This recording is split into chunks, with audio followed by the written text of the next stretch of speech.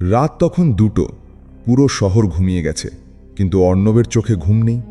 সামনে 3টে মনিটর, চারদিকে চার্ট, ক্যান্ডেল, লাল সবুজ লাইন।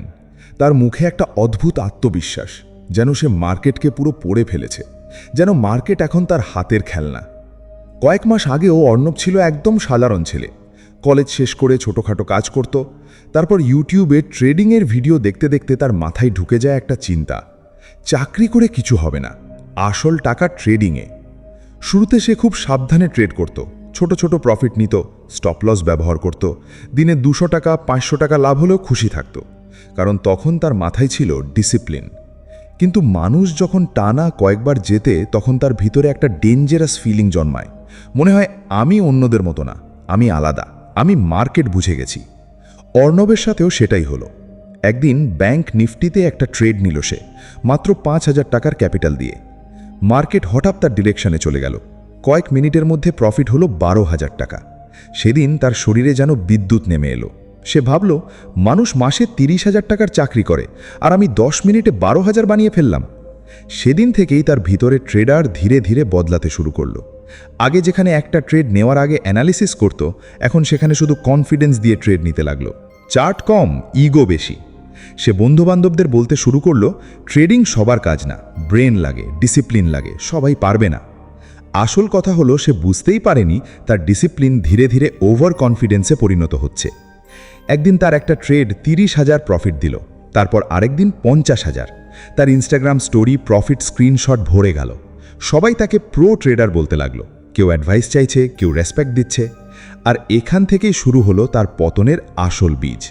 কারণ যখন মানুষ প্রফিটের থেকে বেশি নিজের ইমেজ ভালোবাসতে শুরু করে, তখন সে রিস্ক দেখতে পায় না। অর্ণব এখন আর লস মেনে নিতে পারত না।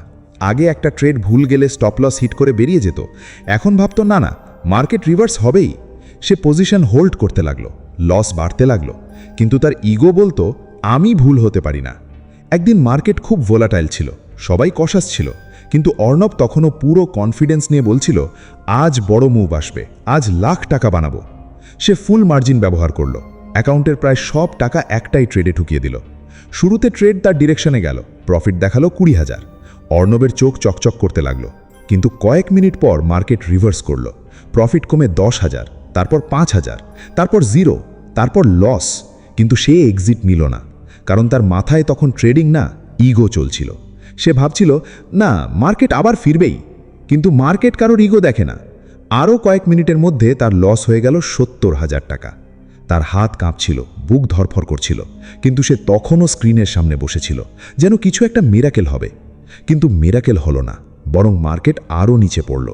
একসময় তার পুরো অ্যাকাউন্ট প্রায় এমটি হয়ে গেল। মনিটরের সামনে বসে সে শুধু একদৃষ্টে স্ক্রিনের দিকে তাকিয়েছিল। কয়েক মাসের প্রফিট কয়েক মিনিটে শেষ। সেদিন রাতে এসে প্রথমবার বুঝল, মার্কেট কাউকে কিং বানায় না। যেই মুহূর্তে তুমি ভাববে আমি সব জানি, সেই মুহূর্তেই মার্কেট তোমাকে শিক্ষা দেবে। পরের দিন অর্ণব কারোর ফোন ধরেনি, ইনস্টাগ্রাম স্টোরি বন্ধ, টেলিগ্রাম গ্রুপ বন্ধ, সব স্ক্রিনশট উধাও। কারণ মানুষ প্রফিট দেখাতে ভালোবাসে, কিন্তু লস লুকিয়ে রাখে। কয়েকদিন পর সে আবার ট্রেডিং শুরু করলো, কিন্তু এবার আর আগের মতো কাম ছিল না। তার ভিতরে ফিয়ার ঢুকে গেছে। সে রিভেঞ্জ ট্রেডিং করতে লাগলো। একটা লস রিকভার করার জন্য 3টে নতুন ট্রেড নিচ্ছে। আরও লস, আরও স্ট্রেস, ঘুম কমে গেল। রাত জেগে চার্ট দেখছে, কিন্তু মাথা কাজ করছে না। একদিন তার মা এসে জিজ্ঞেস করলো, তুই ঠিক আছিস তো? অর্ণব শুধু বলল, হ্যাঁ।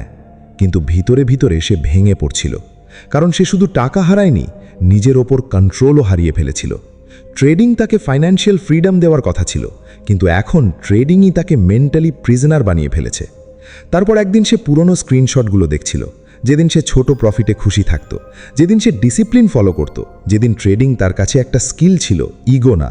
আর তখন সে বুঝল, তার সবচেয়ে বড় ভুল ছিল স্ট্র্যাটেজি না, তার সবচেয়ে বড় ভুল ছিল নিজের ওপর অতিরিক্ত বিশ্বাস। ওভার কনফিডেন্স খুব ডেঞ্জারাস, কারণ এটা ধীরে ধীরে মানুষকে ব্লাইন্ড করে দেয়। তুমি ভাবতে শুরু করো তুমি কখনো ভুল হবে না, তুমি রুলস ভাঙতে শুরু করো, রিস্ক বাড়াতে শুরু করো, আর তারপর একদিন একটা ভুলই সব শেষ করে দেয়।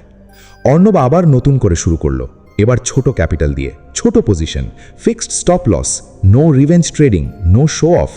সে বুঝে গেছে ট্রেডিংয়ে আসল শক্তি হলো না বড় প্রফিট, আসল শক্তি হলো নিজেকে কন্ট্রোল করতে পারা।